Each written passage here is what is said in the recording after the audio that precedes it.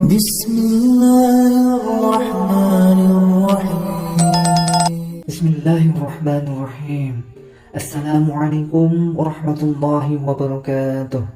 Syukur Alhamdulillah kita dapat berjumpa lagi di channel ini. Salawat serta salam semoga tetap tercurahkan pada junjungan kita baginda Nabi Muhammad sallallahu alaihi wasallam. Allahumma salli ala Sayyidina Muhammad wa ala ali Sayyidina Muhammad. Sahabat beriman yang dirahmati Allah Subhanahu wa taala. Umur 40 tahun adalah fase paling krusial dalam peralihan hidup umat manusia. Ketika seseorang mencapai umur 40 tahun, disinilah titik tolak perubahan yang sangat radikal dalam diri seseorang. Usia ini pun disebut sebagai fase yang spesial. Rata-rata para nabi dan rasul diangkat menjadi utusan Allah di umur tersebut, kecuali Nabi Isa dan Nabi Yahya. Menurut psikologi, umur 40 tahun adalah umur kedewasaan dan kematangan seseorang dalam berpikir, berbicara, bertindak, dan bersikap. Ibnu Katsir menukil satu pendapat bahwa seseorang tidak berubah lagi dari kebiasaan yang dilakukannya bila mencapai umur 40 tahun.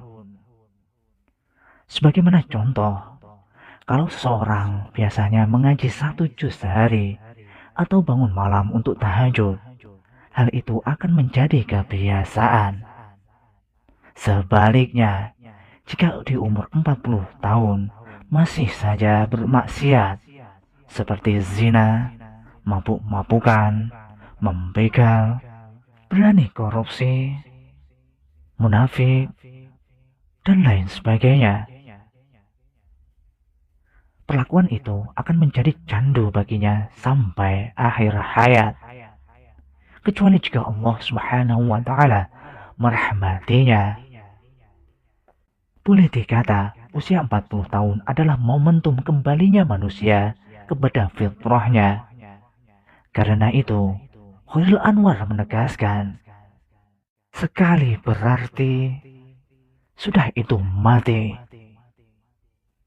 Sementara itu, Ibnu Qasim Al-Jauziyah membagi umur manusia menjadi 4 fase, yaitu pertama aulad, yaitu sejak lahir hingga baligh, 15 tahun. Yang kedua, syabab, sejak baligh sampai usia 40 tahun. Yang ketiga, kuhul, usia 40 tahun hingga 60 tahun. Yang keempat, syuyukh, umur 60 tahun sampai ke atas. Konon, ketika Imam Syafi'i berumur 40 tahun, beliau berjalan memakai tongkat. Ketika ditanya hal itu, beliau berkata, supaya saya selalu ingat bahwa saya adalah seorang musafir. Setidaknya ada 3 tanggung jawab yang diemban oleh mereka yang berumur di atas 40 tahun, yaitu pertama, tanggung jawab ke atas, yaitu taat pada Allah Subhanahu wa taala dan Rasulullah sallallahu alaihi wasallam, menghormati kedua orang tua dengan ketaatan, kesabaran, finansial, dan perhatian. Yang kedua, tanggung jawab ke bawah, yakni menyayangi dan menguatkan anak-anaknya dengan ilmu, pengarahan, kasih sayang, finansial, dan teladan.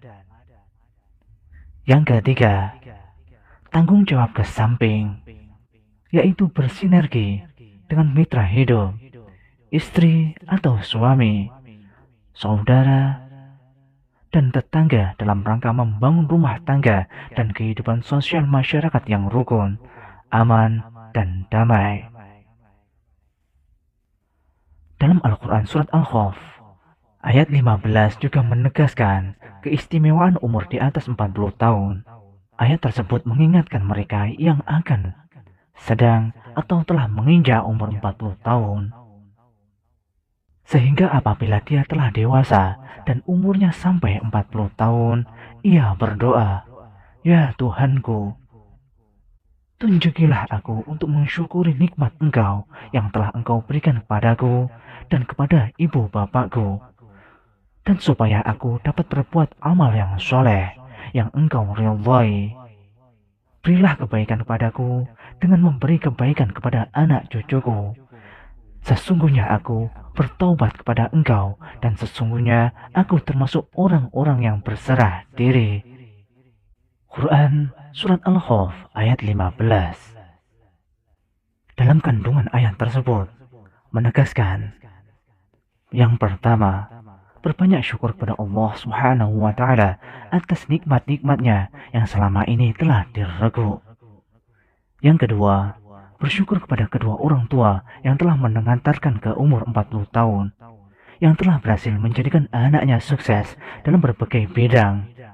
Yang ketiga, komitmen untuk hanya berbuat hal yang diridhoi Allah Subhanahu wa Ta'ala.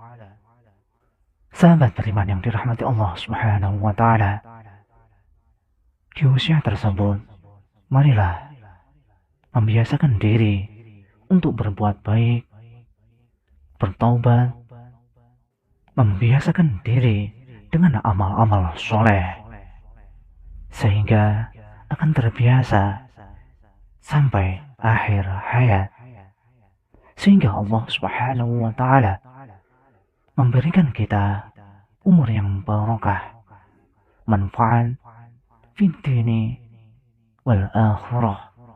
Amin, amin ya rabbal alamin. Demikianlah yang dapat kami sampaikan. Semoga bermanfaat untuk kita semua.